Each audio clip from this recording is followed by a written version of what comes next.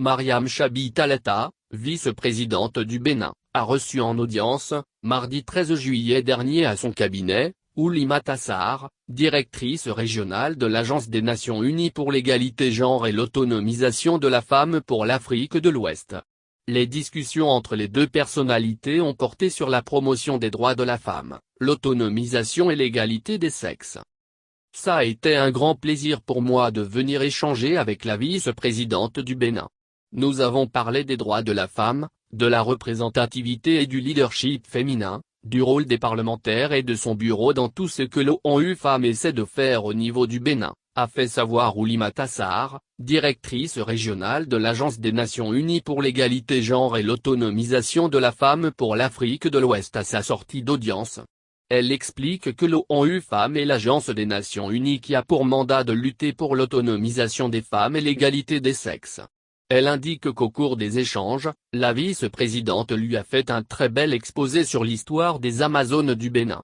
L'important dans ce combat féministe est de convoquer cette histoire africaine pour pouvoir faire bouger les lignes.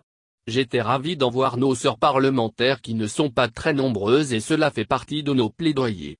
La vice-présidente m'a rassuré que dans la prochaine législature, les femmes auront plus de place, souligne-t-elle. La directrice régionale de l'Agence des Nations Unies pour l'égalité genre et l'autonomisation de la femme pour l'Afrique de l'Ouest indique que son combat est que le Bénin puisse avoir une assemblée nationale et, si possible, un gouvernement paritaire. Elle fait savoir que le capital humain est au centre de son plan national de développement et 52% de ce capital humain concerne les femmes. Il s'avère important, à l'en croire, de libérer le potentiel de la femme béninoise, ce qui permettra d'avoir des taux de croissance à 2 chiffres.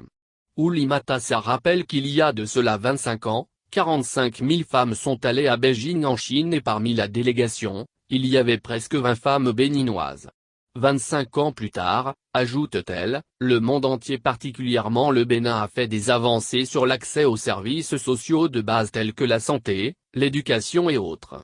Mais il reste encore, selon ses dires, des chantiers sur lesquels il urge de se pencher à savoir la lutte contre les violences faites aux femmes, le mariage des enfants sans oublier les pratiques traditionnelles néfastes.